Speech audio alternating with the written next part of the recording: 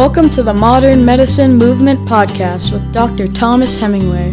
Have you ever looked in the mirror and said to yourself, I thought I'd be healthier, in better shape, feel better both physically, mentally, emotionally, and spiritually, and be further along in my life?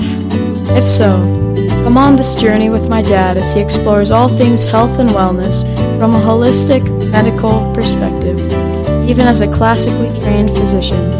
He'll share integrative strategies to optimize health and inspire you to join the modern medicine movement.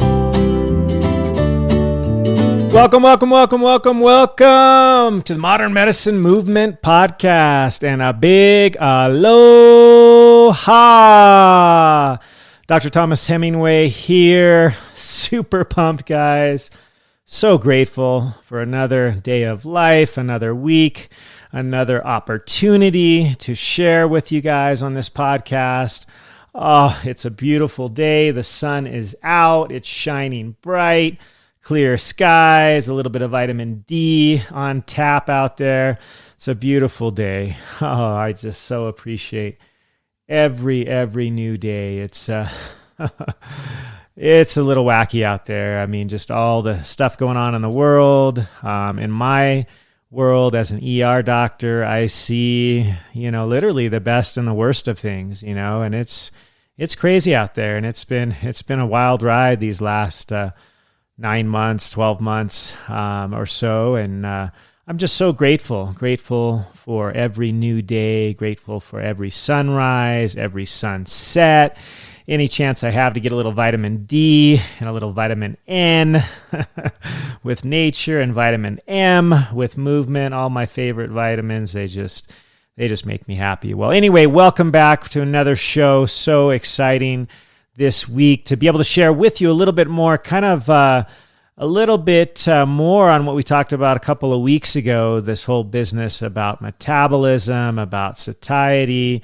about weight loss, weight gain, how we can sort of optimize our body's hormones. Super, super pumped today. We're going to talk about all this in a way that I think will be super helpful to you guys to be able to see what each of us can do individually to kind of optimize our own body's physiology and our hormones so that we can get to whatever ideal weight we want to and not be sort of fighting the system, so to speak, but making the system work for us. So we're going to get right into it real quick. But firstly, thank you for listening. Thank you for subscribing.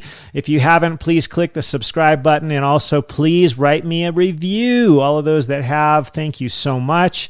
It really increases our exposure, helps us get the good word out of positivity and good health and wellness and how to holistically get healthier. So please subscribe to the show, Modern Medicine Movement Podcast.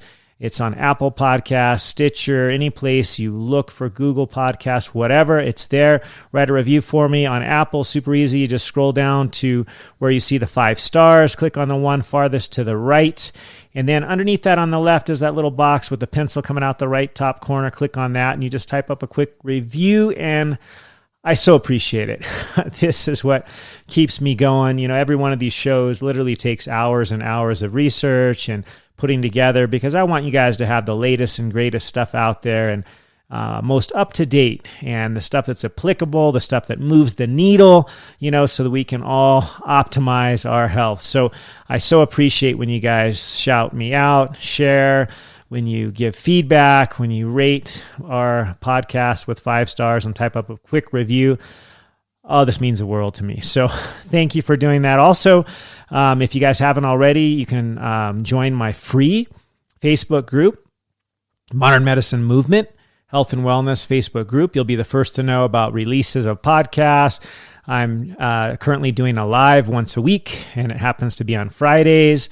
So that always has a health topic of interest, sort of cutting edge, and something that's probably on many of your minds. So go ahead and sign up for that. I pretty much approve everybody other than the trolls. I try not to approve the trolls because we want this to be a positive experience. So health and wellness is for all of us. I hope that you'll want to join and want to learn and want to share, and super simple. So anyway, a question that you guys might have had at some point in your lifetime, maybe, is, dang it, what's going on? I still have this stubborn, 10 or 20 pounds that I've done everything.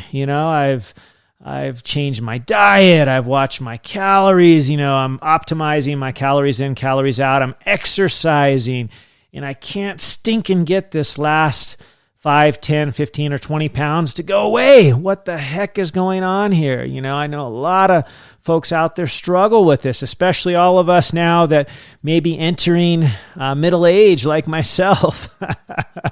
We learned last week that after age 40, our NAD levels tend to go down, which is sort of our building block, if you will, of the energy metabolism, producing the energy molecule ATP. And AD is so important, and our numbers start to really decline after age 40.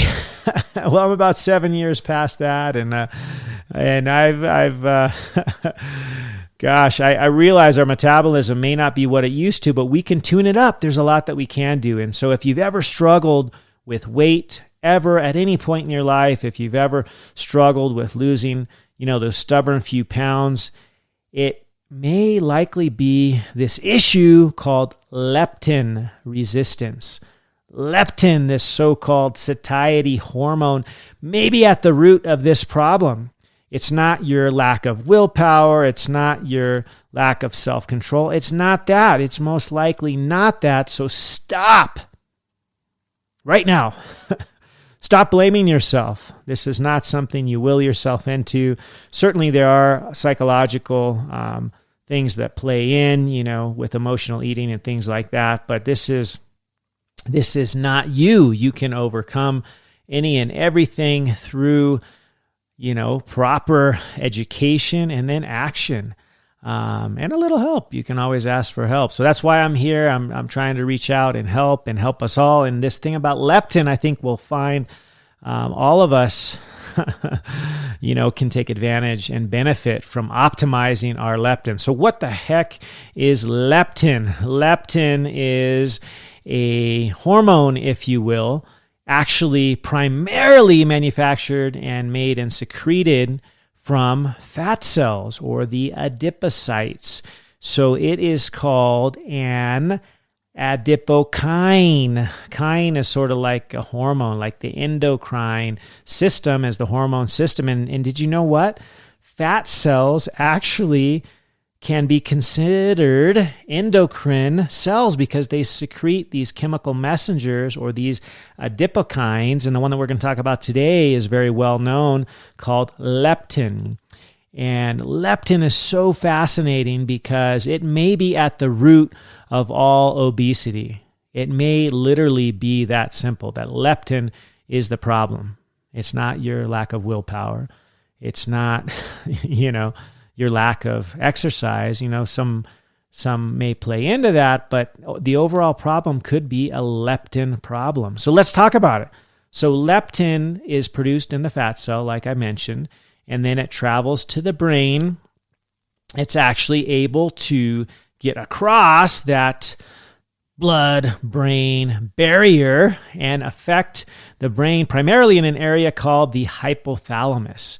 You guys remember from physiology class, this part of the brain is sort of the principal driver in your whole endocrine system. Your metabolism, your sleep-wake cycles is primarily governed by this part of the brain called the hypothalamus. So ideally, leptin is made by your fat cells when you have enough. When you're full, when you're satiated, when you have enough fat and you don't need to eat anymore, the fat cells produce this leptin. The leptin goes to the brain and says, hey, we can kind of chill out on the eating right now.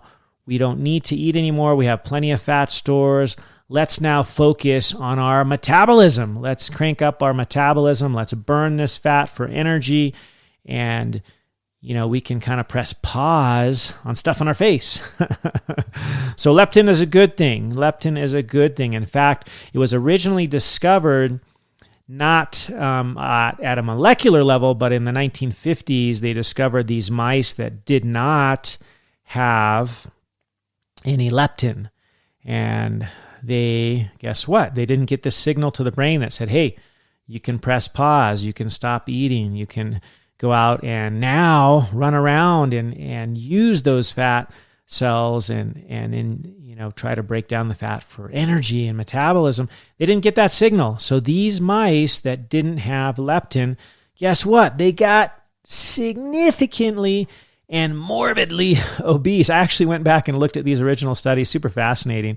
They show pictures of these mice and they were legit like, the Jabba the Hutt mice for all those Star Wars fans out there. I mean, legit, giant, huge, morbidly obese mice because they did not have any leptin. Okay, and so I thought, oh, well, that's easy. Why don't we just give them leptin and that should solve all issues with obesity? Well, in the folks that have this mutation that actually don't have any leptin that are obese, it does actually solve the problem. But guess what? This is the tiniest of tiny percentages. This is not what most of us have. Most of us have leptin. And in fact, the overwhelming majority, probably upwards of 95 to 98% of all obese people have too much leptin. They actually have way too much. In the same way that those with insulin resistance have too much insulin in their bodies, we also tend to have too much leptin, but it just doesn't work properly, right? Because if it were working properly, we would be getting the signal in our brain saying, hey, we have plenty of fat cells, plenty of energy stored. We don't need to eat anymore. Press pause, right? This is the traditional satiety hormone, if you will, because it acts on the brain at that area called the hypothalamus, right? And so once it acts there, it says, press pause. Now, let's go out and burn those calories, right? Because without the leptin, or when leptin is not functioning well, you have the opposite of satiety, right? You have the absolute opposite. You have hunger and you want to just eat. So when you have no leptin, you just eat like crazy like these mice did. Or if your leptin is not working, even though you have a lot of it and you have leptin resistance, you still have this drive to be hungry and to eat all the time, even though you have plenty of stored energy in the form of body fat, etc. So leptin is so key in regulation of metabolism, right? Because it, if working well, tells us press pause, let's now burn that fat, let's get our metabolisms cranked up. And beyond the metabolism, it also relates to so many other functions, including fertility, immunity, even brain function. And I'll touch on each of these later, but if we can think from a teleologic or evolutionarily why leptin might be important is because we didn't want to starve, back in the day, right? Because if we got so emaciated and weak and no energy and we had no body fat or muscle, we wouldn't get through the winter, right? And so leptin over the years has been very efficient at keeping us from starving, but also it was supposed to keep us from getting too fat, right? If we got too much food, in our hunter-gatherer days, and we got too obese and we couldn't run away from a predator or another tribe or whatever, we wouldn't survive very long. So it was also supposed to prevent us from overeating. So leptin's super important. It's produced in the fat cells. As mentioned, it goes to the brain through that blood-brain barrier to the hypothalamus and tells us to, hey, press pause. We got plenty of fat stores. Now let's go ahead and burn those calories, get some energy, get all pumped up, and be able to maximize that metabolism. And so that's the way it's supposed to work. That's the way it's supposed to work.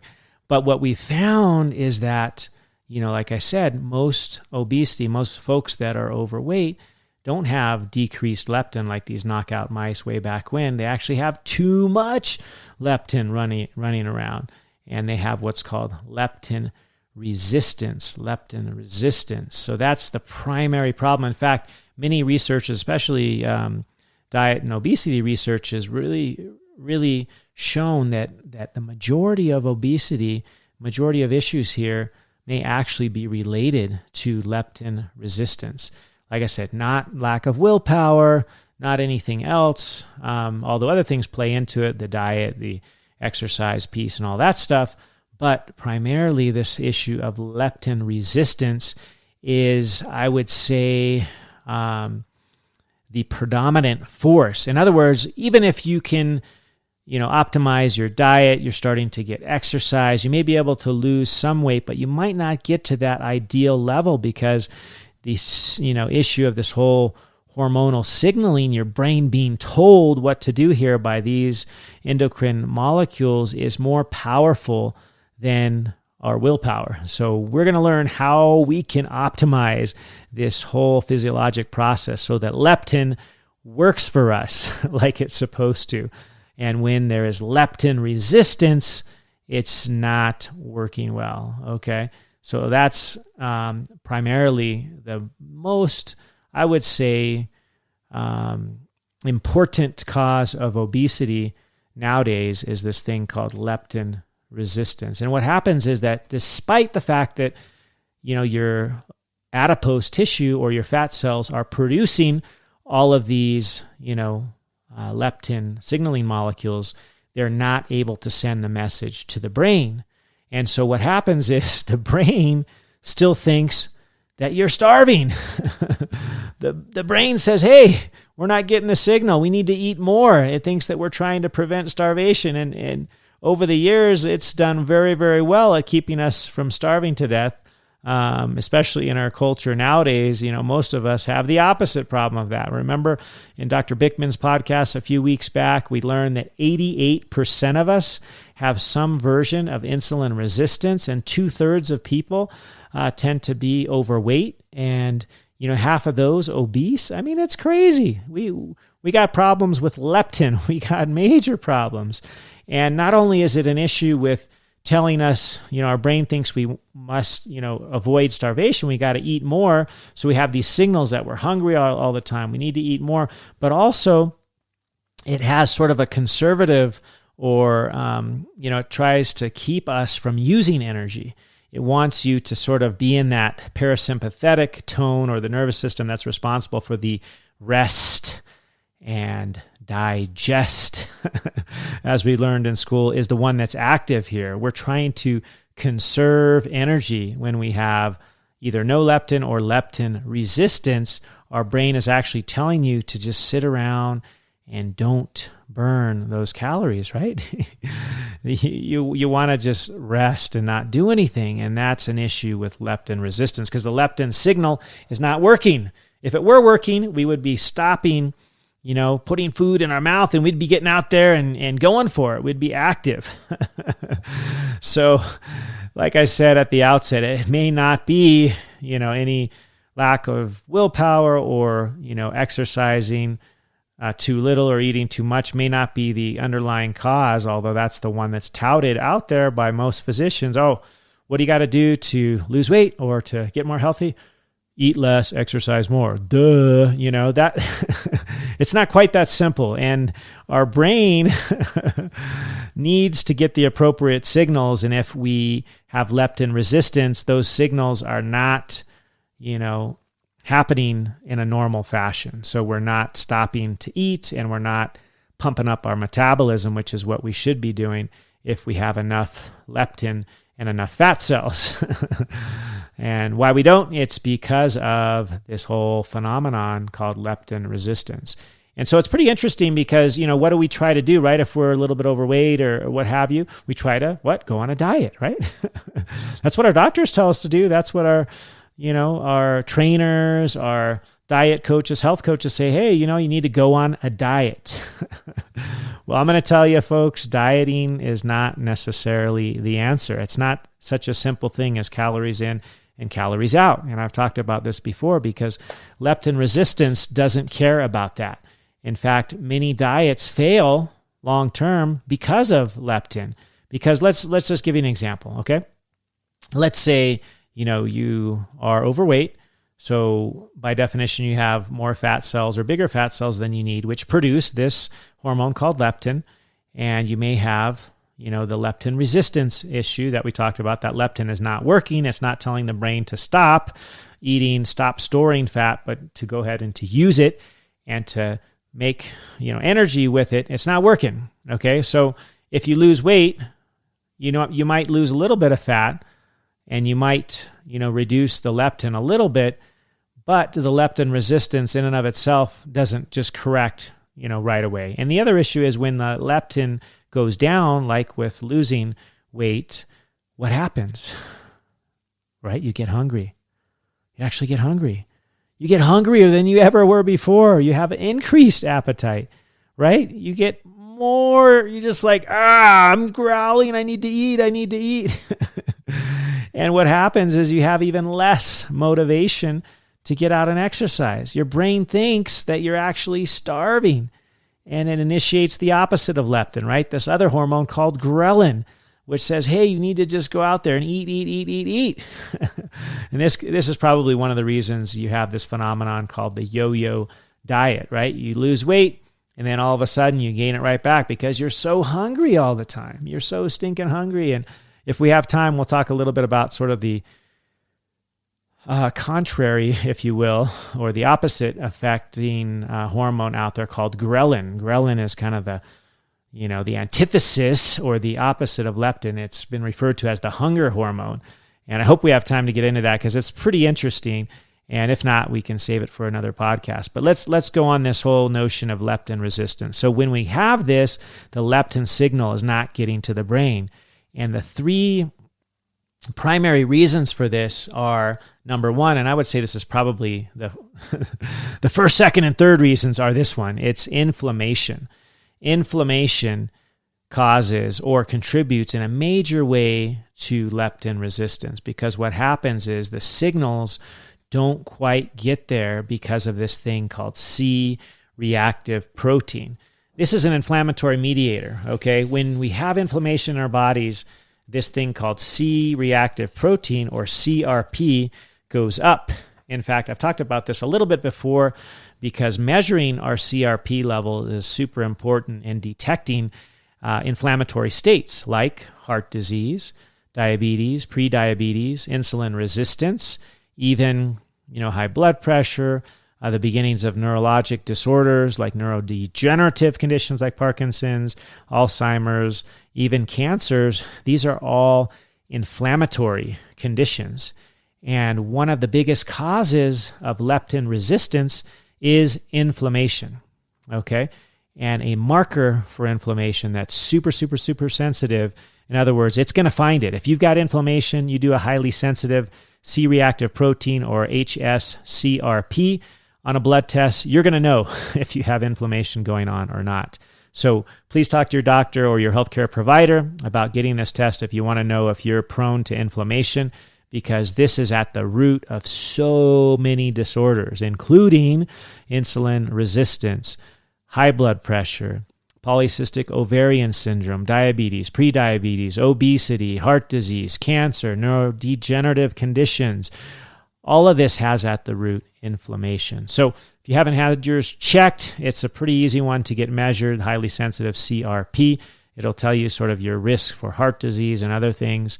Getting a leptin level is a little bit harder to do. Most people don't do it. Your doctor may be like raising the eyebrow and be like, what are you talking about? So probably easier to get a CRP or an HSCRP, which is highly sensitive C-reactive protein. And what happens with leptin is very interesting. This article I found fascinating, published in the May 2018 in the Frontiers of Immunology.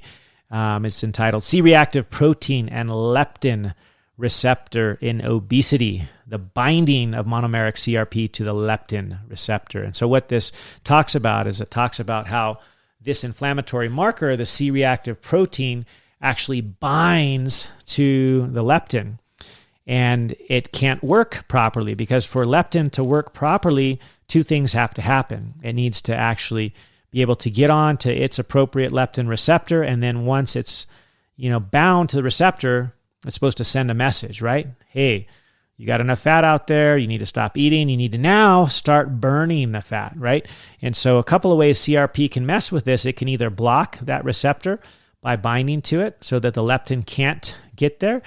And it's also been shown in other studies to actually bind to the leptin itself. So it can't activate the receptor. And in other cases, it can't even get to where it needs to go, right? Which is the brain, because it has to cross that blood-brain barrier. And some research there suggests that when leptin gets tied up with this C-reactive protein, which is also in the blood, it can't even get into the brain because it can't cross the blood-brain barrier, cannot activate the leptin receptor, and cannot send that signal.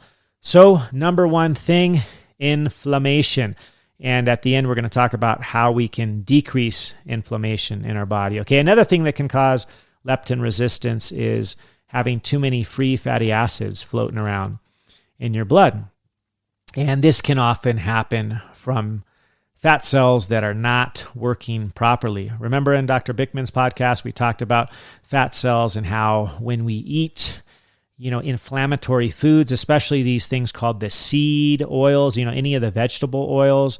There's the famous 8 out there, right, that are mentioned often, and I've shared that with you in the past, but things like canola oil, grapeseed oil, sunflower, safflower, rapeseed oil, cottonseed oil, all of these processed oils out there, soybean oil, super common, highly processed vegetable oil. All of these seed oils can basically cause our fat cells to not work well because they actually get incorporated into those same fat cells and they cause inflammation. They are very prone to oxidation, which is very unstable, and it causes free radicals and oxidation and stress can affect these so much, and it makes the fat cells not work well. In fact, it actually can make them sort of leak, if you will, and leak out these free fatty acids into the blood through this whole process of the deranged, if you will, fat cells. And if you don't know much about this, I'd highly recommend Dr. Bickman's book, Why We Get Sick. It talks all about this. He is fascinated with these fat cells. In fact, that was what got him interested in insulin resistance, was studying fat cells. When he realized that the fat cell was actually an endocrine organ, if you will, producing endocrine signals like this leptin, which comes from the fat cells, he just, oh my gosh, got super interested. And so definitely check out that podcast. He and I talk about these fat cells, the diseased ones, if you will, that have these seed oils in them, that are inflamed, that they leak. And this is one of the causes of not only insulin resistance, but also leptin resistance. And interestingly enough, leptin resistance and insulin resistance kind of go hand in hand. Almost everyone who is leptin resistant is also insulin resistance. As insulin goes up, so does leptin. When you get too much leptin, it's not working properly, you get leptin resistance. So we're going to talk about how we can not only improve our leptin resistance, but also our insulin resistance, right? That's going to be key, because leptin resistance can be reversed. Can. C-A-N. This is not a death sentence. We can overcome leptin resistance. So we're going to talk all about that, what we can do to overcome leptin resistance. And the first thing is decrease the inflammation in our bodies. In other words, avoid inflammatory foods. What are inflammatory foods, you may say? Well, we've talked about this before. It's all of those nasty seed oils that I just mentioned, as well as any processed food, highly processed foods, highly refined, sugars, carbohydrates, very processed foods promote inflammation. Remember my 5-ingredient rule, if you will. If it's got more than 5 ingredients, you may not want to eat it. Make sure if it has more than that, you understand all the ingredients in there, because holy stinking moly, there's a lot of crap in the food out there that has labels on it. So try to stick to real, natural, food that you can recognize. Hopefully it's going to be organic and non-GMO and all that good stuff. And you can recognize it, you can pronounce it, and then it doesn't have bad, seed oils or other, chemicals in there, like the yoga mat chemical that we talked about in the past, things like that. There's so many things that are in our food that we just wouldn't know it if we didn't look. And these foods, these highly processed foods, refined carbohydrates, anything that's got the seed oil, soybean oil, safflower, canola, all these things we've talked about, these drive inflammation. They drive inflammation. And what's the result of that? One of the results, besides obesity and heart disease and all this other stuff we've talked about with inflammation, is leptin resistance. Because what happens with this inflammation, we have all of these other signals that are being produced that are not good for our body. You guys ever heard of TNF-alpha or interleukin-6? These are called inflammatory mediators and cytokines. And in obesity, they're increased. They're increased. In inflammatory states, they are increased, right? Inflammatory states like infections or cancers. And so we don't want these cytokines or these messengers to be increased. We don't want too much TNF-alpha. We don't want too much interleukin-6.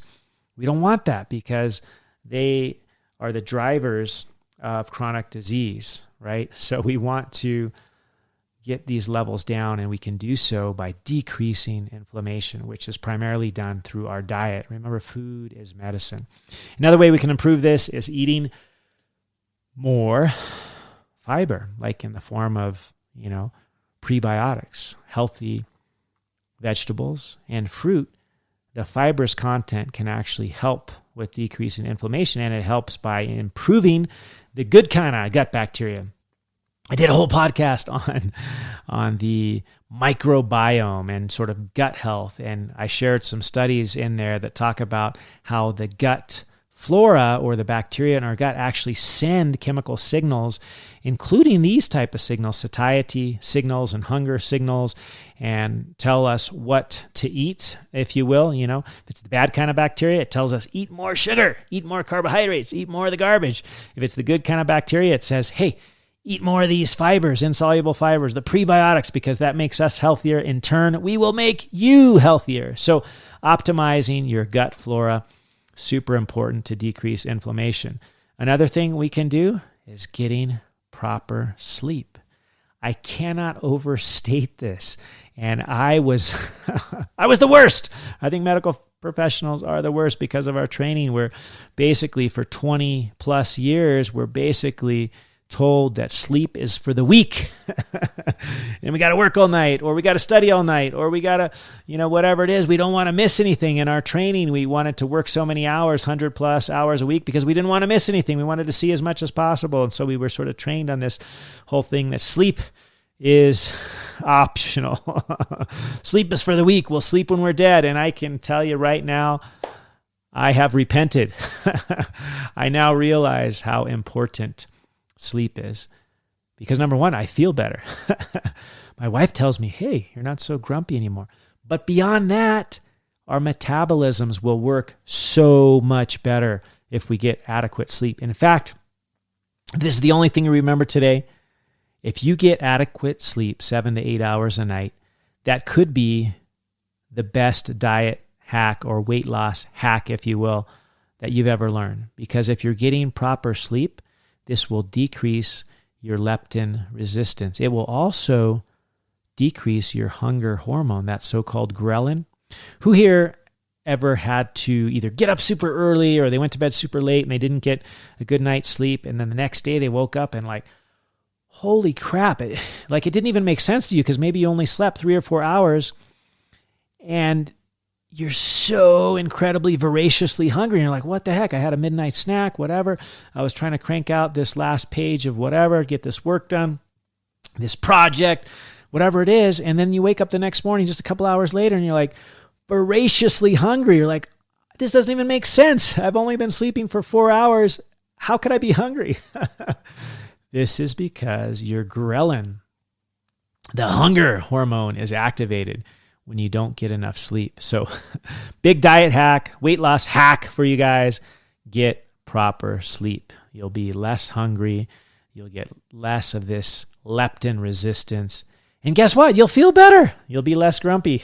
You'll have more energy. So important. So important, guys. Proper sleep. Exercise is our next thing. And I could not go through a podcast without mentioning my favorite vitamin, vitamin M for movement. This will also decrease leptin resistance if we get physical activity in, hopefully 5 to 6 days a week, 20 or so minutes at a time. This decreases inflammation, which hence decreases leptin resistance. Oh, I cannot overemphasize this. Exercise, the 6 for 6 movement that I talk about, so important. Get your daily exercise. The other thing we can do is we can lower our triglycerides, because if we have too much fat in our blood, our triglycerides are too high, it messes with the transport of that leptin or satiety hormone from your blood, from the fat cells to the brain. And so the signal just doesn't get there. So if we can lower the triglycerides, we can improve our leptin sensitivity and we can decrease our leptin resistance. A lot of studies show this. And how do you do this? Well, changing the diet, right?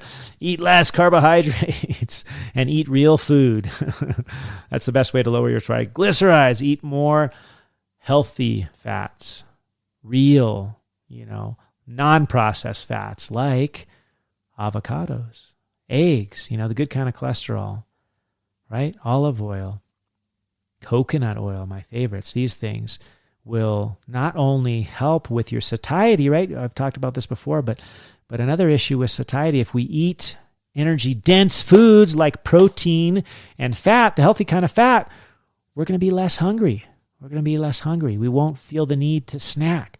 But if we're eating highly processed carbohydrates all the time, our energy runs out after 2 to 3 hours, and we're going to feel like we got to eat all day long every 2 to 3 hours. So stop the highly processed carbohydrates and eat more energy-rich, dense foods with real protein and fat. Super important. Eating more protein has been shown to help with weight loss. Did you know that? Eating more protein, eating more fat actually tends to cause weight loss because you're more satiated, you're more full, you don't have that desire to eat all the time, you're not hungry all the time, you can stop snacking. And it helps with that satiety piece, but it also has been shown to improve leptin sensitivity. Another interesting piece here, and I don't think I've mentioned this yet today, but when we talk about leptin resistance, it's so omnipresent in the sense that it affects so many hormonal pathways in our body, including the thyroid. I mean, the thyroid is such an awesome organ, and I'm going to have to devote maybe a couple of podcasts to it because it's so key in not only energy and ideal weight, weight loss, weight gain, but leptin resistance also messes with it. It messes with our thyroid because what happens is when you get too much leptin floating around, it actually causes an increase of the thyroid hormone called the reverse T3, which is kind of like an inhibitor to the active T3 or T4, which is the thyroid hormones that cause the thyroid to work properly, to be able to get energy, to increase your metabolism. The active form of thyroid hormone, which is T3 and T4, well, the antagonist to that, or what blocks it, jumps on that receptor and blocks it from the thyroid hormone to work, is this thing called reverse T3. And that actually goes up with leptin resistance. Holy crap! So if you've ever got your thyroid checked, make sure you also check a reverse T3. Most doctors don't know anything about this. It's just not taught much in medical school, and it's a shame because when you get your thyroid panel, it should be much more than a TSH. It should be a TSH, a free T3, T4, and a reverse T3. So TSH, T3, T4, and a reverse T3 at a minimum.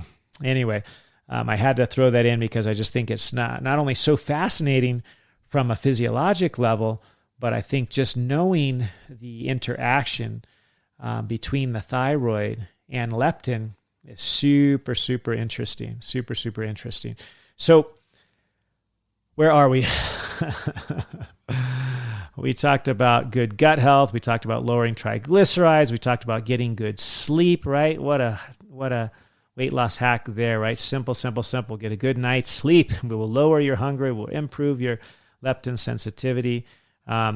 Eating more protein, dense foods. We talked about that. Also, we're wrapping it up here. Intermittent fasting. Intermittent fasting is helpful in decreasing inflammation. It's helpful in increasing the sensitivity of our leptin so that it works properly. So intermittent fasting is also super, super important. And not only is it great for insulin resistance, but it's good for leptin resistance. It's also good for our brains, our minds. It's sharp. It keeps us sharp. Have you ever woken up in the morning, and I don't know if you've tried the intermittent fasting thing. The way I like to do it is I just skip breakfast. I never really liked to eat when I first woke up in the morning. My stomach was always a little upset anyway, and so intermittent fasting just worked for me to skip breakfast. And I found that my brain is sharp. I am active. I can get a lot done in the morning when I haven't eaten anything yet, because did you know what happens when you're hungry, right? That ghrelin hormone I talked about a little bit earlier. The ghrelin goes up, and ghrelin is actually has a positive impact on your mind, on your brain. It actually helps you to think, more sharply, more acutely. And, basically it's helpful for your mind, ghrelin. And not only does it increase when you're hungry or increase when you're fasting, but if you do intermittent fasting, you'll find that you'll be mentally more sharp, and you'll also improve your leptin resistance, and you'll be able to go longer between meals and do what I like to call mindful eating, right? Because beyond intermittent fasting, I think if we just focus on the act of eating and what purpose it serves, it's phenomenal, the effects it can have. Let me give you an example. So I love to eat. I used to just eat because I thought I needed to. And it's like, I just got to crank through it. It just takes too much time. And so I would just inhale my food, 5-10 minutes later, I'm like, okay, I'm done. I'll go on to the next thing. And that's how I used to eat. And not only was it not super enjoyable to me, but I was kind of like, I was hungry all the time. I couldn't go long periods of time without eating. What I found is when I practice what I like to call mindful eating, which for me, part of that is intermittent fasting, but when I eat, I try to focus on what I'm doing. Put the cell phone down. I love to just enjoy my meal, savor it, taste it. You should actually chew every bite 20 or 30 times. You would, at the end of the day, not only get more nutrients out of it, but you would, big surprise, right? Probably eat less.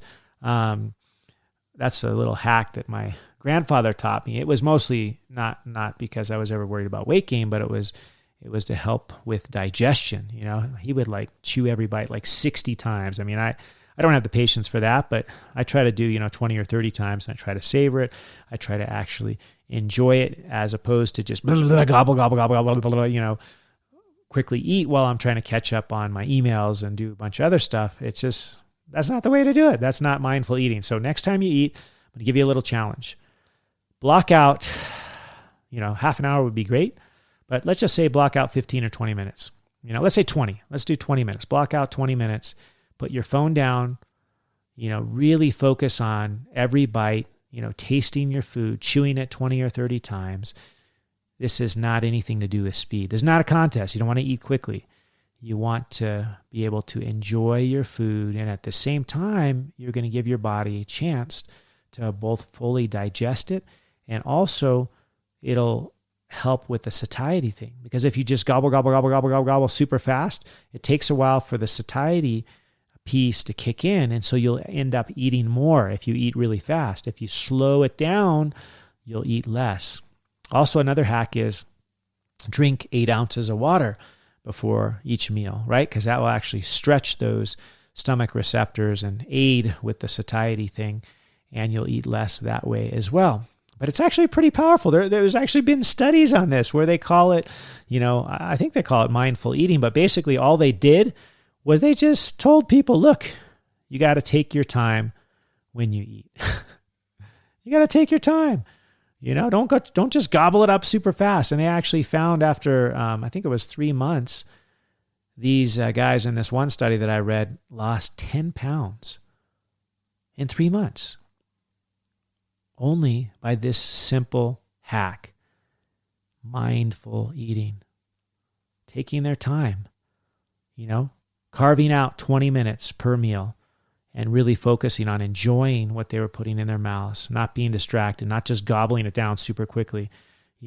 If you're able to, try to eat in a place where you can also have that sort of calming present. I like to look out the window and just, whether I'm home in Hawaii and I have the window open looking at the green pastures and the palm trees, what have you, the clouds as they go over the mountain, or if I'm on the mainland in the mountains or whatever, I just like to look outside, look at the trees, look at the beautiful blue sky, and just have this, period where it's calming. Because sometimes we create this sort of negative energy around food, and I think it should really be the opposite. It should be something positive. And if we practice this mindful eating, I bet you could not only improve your leptin resistance, but you could lose weight without even trying, without even changing your diet at all. If you do have these dietary things that we talked about, eating too much processed foods, too many carbs, not enough natural, wholesome, real food, I still suggest you change that. But I bet if you changed nothing and just practice this mindful eating thing where you took 20 minutes, you slowed it down, you chewed every bite 20 or 30 times, I bet you would lose weight just like this study did. These folks with not changing anything with their diet. So super interesting. Mindful eating, as I like to call it. I always incorporate a little bit of intermittent fasting in there. I got a whole podcast on that if you want to learn more. At the end of the day, this will decrease your leptin resistance, which could solve that inability to lose those extra few pounds that you've been trying to lose for months, years, or maybe even decades. You can do this. It is possible. It's not difficult. These steps are all simple. It is not because you have the lack of willpower. It is not because you are too weak. It is not because you haven't figured out calories in, calories out. That's not the way it works, guys. Your body does not abide by calories in and calories out. Remember my whole podcast talking about where that stinking calorie comes from? It was not designed for nutrition, right? It was a measure of energy, burning that stuff. Burning that stuff with electrical current and seeing how much heat was developed. It has nothing to do with how it happens in the body. Nothing to do with it. So we can change this leptin resistance issue, and it's actually pretty simple. So just want you guys to know how powerful the simple things are. It doesn't have to be difficult. It doesn't have to be challenging. We can reduce our leptin resistance and lower this thing called ghrelin, right? Ghrelin is that, it makes you hungry. It makes you, want to eat. And the same sorts of things will help lower your ghrelin, like sleep. Because remember I mentioned if you don't sleep enough, your ghrelin levels go up, right? The other thing that will decrease your ghrelin and decrease your hunger is if you increase your muscle mass by eating more protein, eating more healthy fats.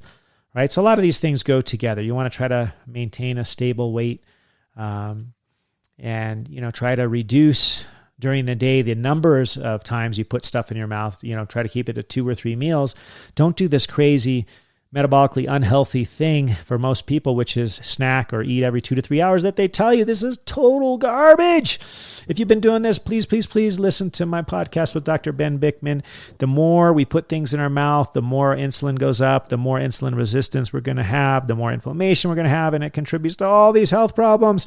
So this thing that we've learned, I don't know, I was subject to it as well, that we need to eat every 2 to 3 hours is crap, unless you're trying to compete in a bodybuilding competition and you need to increase your muscle mass super quickly and you need to eat all the time that way. There's specific scenarios where it might be important, but for most of us, the overwhelming majority of us, we need to stop this practice. We need to eat only 2 or 3 times a day and stop snacking. Oh boy, guys, I think simplicity is not only bliss, but it is effective. Some of the most effective things we can do for our health, for our midsection, is really simple. So I hope you found value here with our mindful eating, with leptin, how we can optimize the function of leptin in our body so that we don't have leptin resistance. by decreasing our inflammation, right? We want to decrease those foods and practices that cause inflammation so that we can decrease that C-reactive protein and we can optimize the function of leptin, which has a purpose. It is there for a reason. It's supposed to keep us at an ideal weight so we don't get too skinny, we don't get too fat. We have that perfect ideal weight so we are full of energy and full of life. And you can do this, guys. It's simple, and I hope this is inspiring and helpful. Please feel free to share, and please subscribe, reach out, join the Modern Medicine Movement Health and Wellness group. Reach out to me, Modern Medicine Movement Podcast at Gmail. If you have questions or if you want any specific material on a future podcast, let me know. I'll do my best. Until then, have a great day, a great week, and aloha.